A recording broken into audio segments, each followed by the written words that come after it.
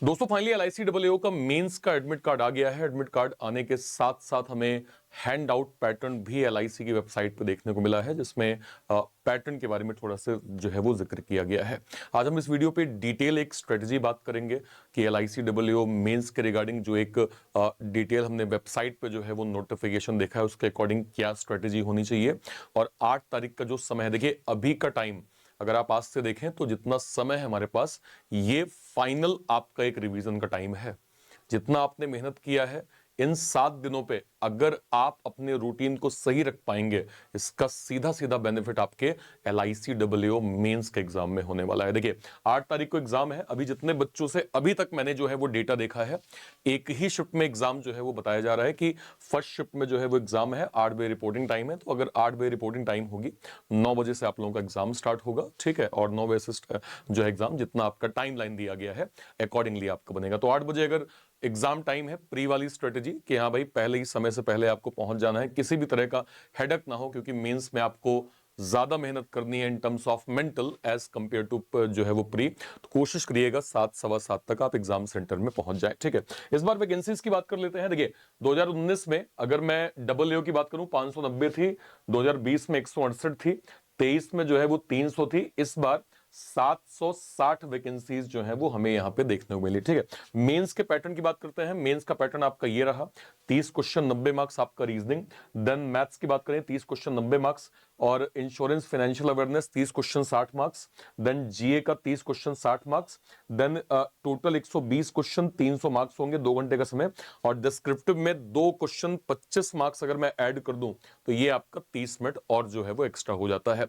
हमने earlier trend में जो है वो LICAAA मेंस का पेपर देखा, जहां पे हमने क्या कहते हैं, अगर मैं कहूं 2023 का पेपर था, 23 का पेपर कुछ ऐसा था और ये पैटर्न था। देखिए मैं ऐसा नहीं कहूंगा कि ऐसे पैटर्न नहीं आ सकते, लेकिन 23 से लेके 25 तक के कई ऐसे एग्जाम हुए हैं जिसमें अप्रत्याशित हमने प्री के पैटर्न देखे हैं और अप्रत्याशित हमने मेंस के पैटर्न देखे हैं। कई ऐसे एग्जाम हुए थे जहां पे एक्सपेक्टेड नहीं था कि भाई ऐसा लेवल आ जाएगा, लेकिन ऐसा लेवल देखने को मिला प्री के अंदर। जैसे जो है एग्जांपल मैं दूं, SBI PO प्री का पेपर आपने देखा, जिसमें एक तो पैटर्न चेंज हो गया, पैटर्न भी ऐसा खतरनाक कि आपके 30 में से 25-26 नंबर पजल लिया गया।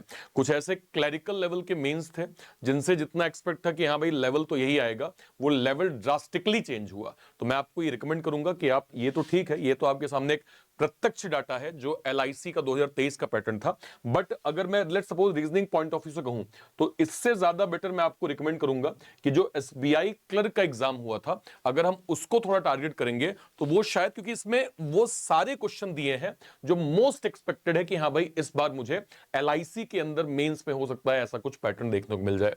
जैसे अगर मैं देखूं तो मशीन इनपुट, ठीक है, वो तो LIC में भी 23 में आया था। Inequality, comma based, coded syllogism, coded blood, logical reasoning, new pattern coding, conditional coding, data sufficiency, अगर आप इन सारे टॉपिक्स का थोड़ा सा बेस तैयार कर लेंगे तो इसका फायदा आपको ओवरऑल एग्जाम में जो है वो काफी ज्यादा होने वाला है। पजल अगर मैं बात करूं 3 से 4 पजल है, जिसमें फ्लोर वाली पजल, वैकेंट की कंडीशन, एक्सिस बेस्ड आपका डायरेक्शन, जिसको आप आसानी से सॉल्व कर लेंगे अगर ये LIC में भी पूछा जाएगा तो, ठीक है। एक और शिफ्ट की बात करते हैं, SBI का एग्जाम था, coded inequality, coding decoding, machine input, data sufficiency, logical pattern, direction का फॉर्मेट, कोडेड मिसलेनियस। और अगर मैं इन 2 पजल की बात करूं तो ये वाली जो पजल है ऊपर वाली, जिसमें एक तो आपका रिजल्ट जो है वो दिया हुआ है, मतलब ईयर दिया है, रिजल्ट दिया है, सिलेक्शन दिया है, कंडीशनल सवाल के 3 वेरिएबल हैं। आप अगर पैटर्न से फैमिलियर हैं तो आप इसको बना सकते हैं, ठीक है। एक और पैटर्न पे अगर मैं जाऊं रीजनिंग के, तो ये आपका SBI का पेपर में दिखा रहा हूं, कोडेड सिलॉग है, कोडिंग डिकोडिंग, मशीन, ठीक है। ये पैटर्न लगभग सेम ही हो गया शायद। हाँ, इस पे आ जाइए। इस पे क्या क्या दिख रहा है मुझे, machine input, alpha numeric series, step based question, conditional coding, blood relation, coded direction, new pattern coding, logical pattern. अगर आप इन पैटर्न, क्योंकि देखिए 23 में अगर आप क्या कहते हैं LICAAA का कंप्लीट, अगर मैं रीजनिंग सेक्शन की बात करूं तो आज की तुलना में वहां के जो पैटर्न थे डुएबल मैनर में थे, अच्छे खासे तरीके से सॉल्व हो रहे थे। लेकिन अभी जितना भी पैटर्न जो है वो अपडेट हुआ है, उसमें अगर आप इनको भी थोड़ा सा पढ़ लेंगे तो काफी हेल्प मिलेगी। वैसे मैं एक चीज कह दूं, डेली मैं जो शाम में 7 बजे क्लास ले रहा हूं, अगर आप उसके PDF को अच्छे से रिवाइज भी कर रहे हैं, मैं आपको फिर जो है बता देता हूं, आप इस चैनल पे गए, इस चैनल पे अगर आप लाइव सेक्शन में जाएंगे तो मैं डेली शाम को 7 बजे जो है ये यहाँ पे क्या कहते हैं आप देख सकते हैं। हमने कल भी मेंस किया था, उससे पहले मेंस किया, फिर उससे पहले मेंस चल रहा है, फिर मेंस चल ही रहा है। मेंस का लगातार कंटेंट मैं आपको देता जा रहा हूं।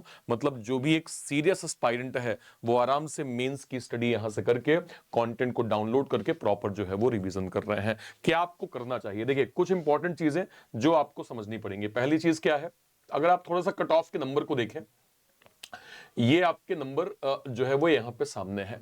यहां पे हमें क्लियरली LICAA मेंस ने बताया हुआ है कि भाई अगर आप रीजनिंग स्कोर करने वाले हैं तो आपका 45 जो है वो मिनिमम नंबर होना चाहिए जनरल, OBC और EWS के अंदर, और आपका बाकी कैटेगरीज में 40 नंबर। अगर मैं GA करंट अफेयर की बात करूं 30 नंबर जनरल, EWS, OBC, और जो है वो SC ST में 27।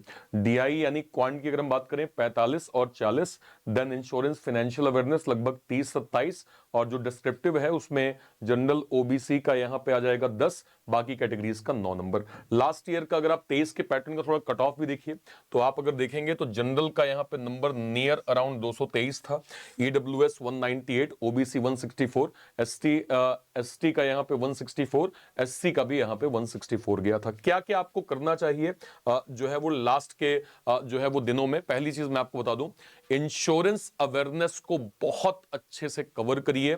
ये आपके लिए बहुत इंपॉर्टेंट पार्ट है। आप अगर इंश्योरेंस को मिस कर रहे हैं, क्योंकि 30 नंबर आप देखें ना, यहां पे अगर मैं थोड़ा सिलेबस आपको दिखाऊं तो आप देखिए 30 क्वेश्चन 60 मार्क्स, 30 क्वेश्चन 60 मार्क्स। अगर आप पूरे पेपर को देखें मेंस का तो 120 नंबर का वेटेज तो खाली जीके और आपका इंश्योरेंस अवेयरनेस है, तो उसको हल्के में नहीं लेना है। मुझे उम्मीद है कि आपके पास जो भी सोर्सेस होंगे उसके थ्रू आप रिवीजन कर रहे होंगे। अदरवाइज विवेक सर जो है वो पढ़ा रहे हैं, विवेक सर ने कंप्लीट जो है वो इंश्योरेंस अवेयरनेस दी हुई है।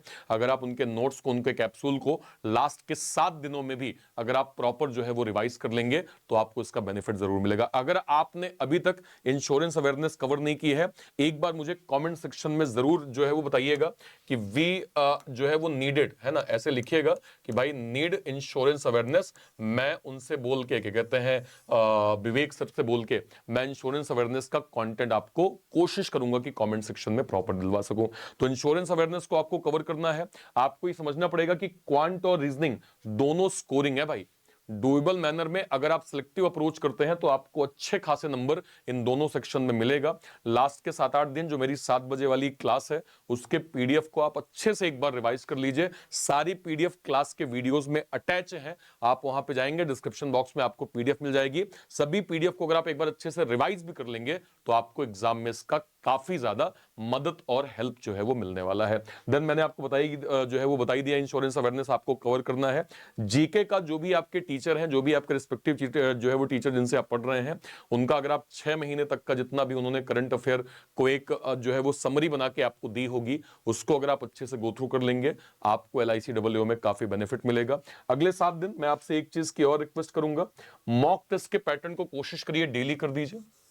मॉक टेस्ट के पैटर्न को कोशिश करें सारे के सारे बच्चे डेली कर दीजिए, ठीक है। ओके, डेली एक मॉक देना है, एनालिसिस करना है, अपनी परफॉर्मेंस देखनी है, अपनी गलतियां देखनी है, गलतियों के जो भी क्वेश्चंस आपसे नहीं बने हैं उनके क्वेश्चंस की प्रैक्टिस करिए। जैसे ही आपको इंप्रूवमेंट दिखे इस साइकिल को डेली रिपीट करिए। 7 दिन अगर आप ये लगातार कर गए आपको इसका डायरेक्ट बेनिफिट आपके एग्जाम में होगा, ठीक है। तो मॉक टेस्ट डेली मुझे एक देना है, रिवीजन करना है, प्रैक्टिस करना है, क्वेश्चंस देखना है कि कहां पे क्या मिस्टेक हुई, उसके कंटेंट को रिवाइज करना है, और इसको जितनी बार मैं इस साइकिल को चलाऊंगा मुझे फायदा उतना होगा।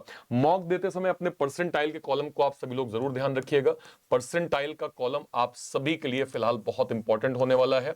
आपका परसेंटाइल एनी हाउ जो भी आप मॉक दे रहे हैं मिनिमम 80 जरूर होना चाहिए।